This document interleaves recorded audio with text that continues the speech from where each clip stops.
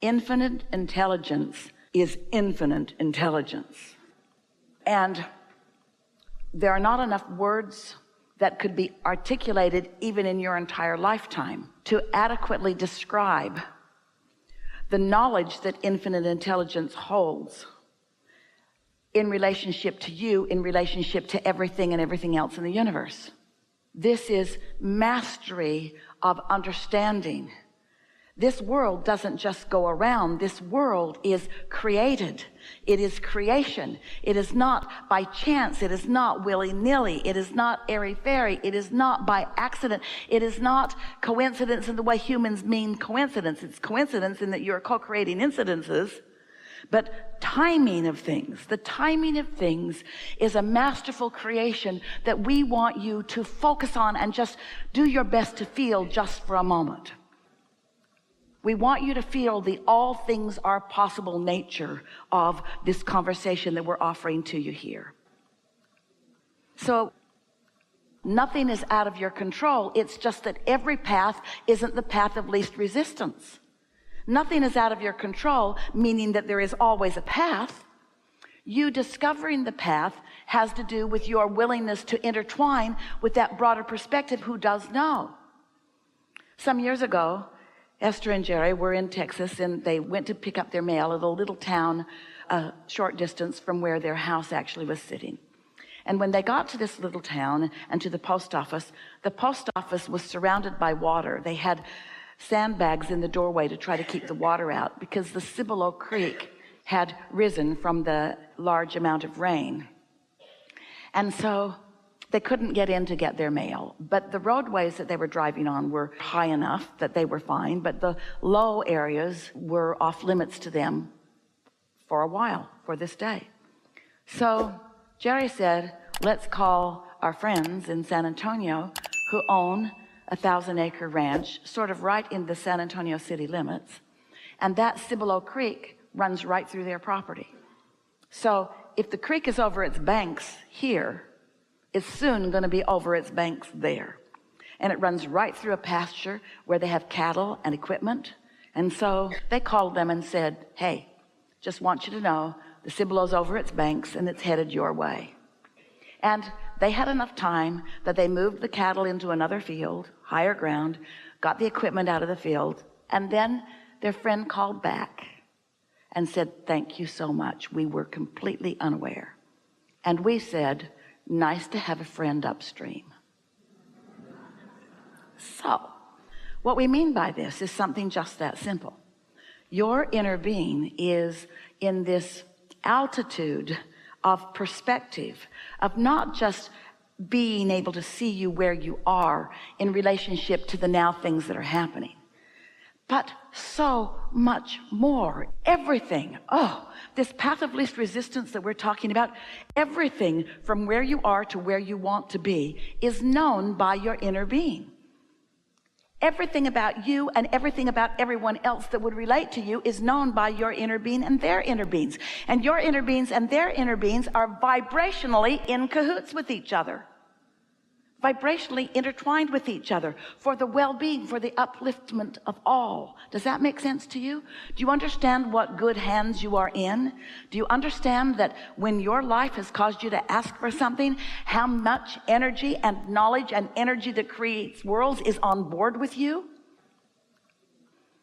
But when you are doubtful of your own worthiness or not trusting your own ability, then even though that guidance which is available to you, you don't let yourself receive it for reasons of practicing thought. What we mean by that is by keeping beliefs going that you learned from somebody, that you learned from somebody, that they learned from somebody.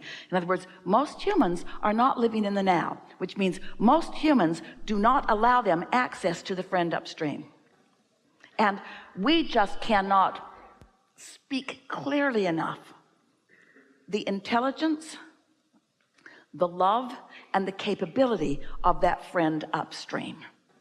So much so that all things are understood because energy is in motion. And energy that is in motion is understandable by non-physical. And the way the energy that is in motion is turning out is understood by non-physical.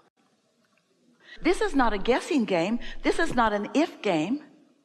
This isn't your inner being trying to keep you from doing things. This is your inner being just always pointing you in the direction of what your inner being knows you want.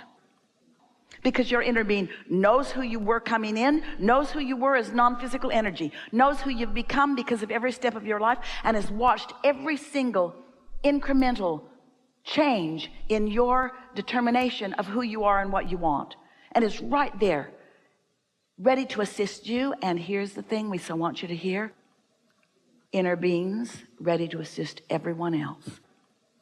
Talk about win, win, win, win, win, win. This can take a while because there's billions of you. Win, win, win, win, win, win, win, win, win, win, win, win, win. Oh. So your inner being knows who you are, and your inner being knows what the world wants to hear. And your inner being knows where they are in their life experience. What we're talking about is the inspiration for the perfect whatever it is always available to you. So the other day we were talking to someone who was talking about career, and this person used the word vehicle.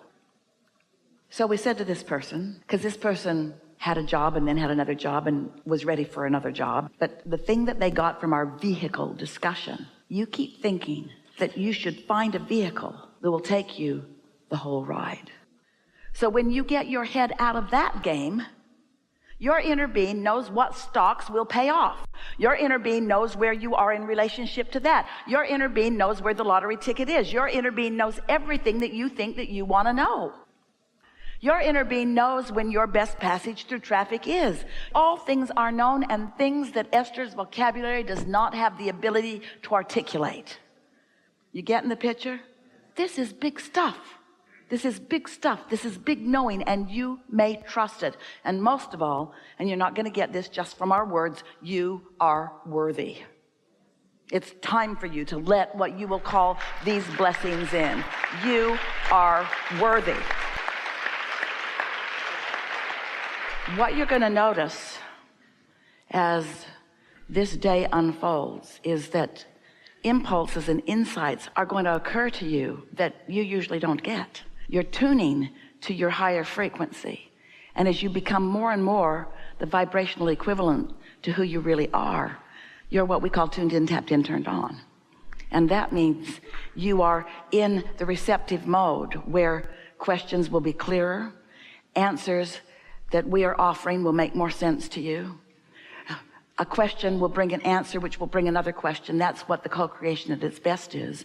But what you're also going to experience is the expansion of thought, as a question brings an answer, brings a question, brings an answer, brings a question, brings an answer, brings a question, brings an answer.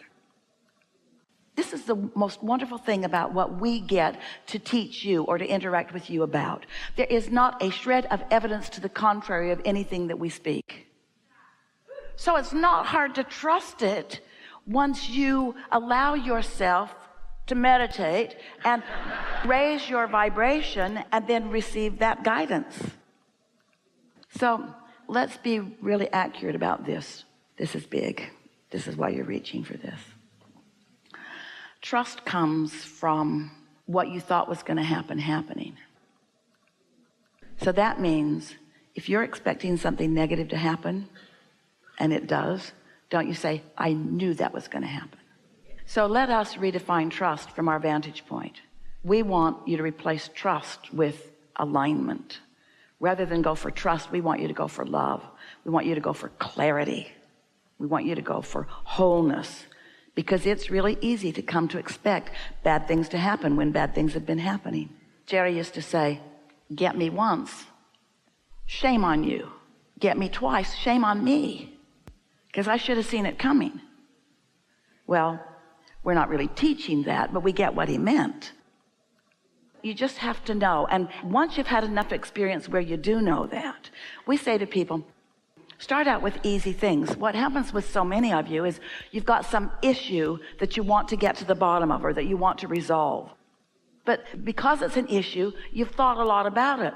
And you've thought a lot about it from your awareness that it isn't what you want. So without even meaning to, You've got all this resistance on this issue, and then you want to start with that issue to gain your trust. Well, that's the last issue you should start with to gain your trust, because it's the hardest issue to start with to regain your trust. You've practiced. The subject of money is a hard one because you've practiced not having enough.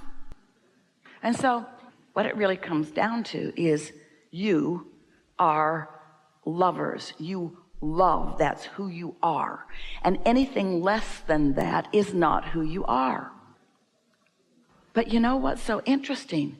Wherever you stand, you often believe you are right, and even if you don't feel love, you still think you're right.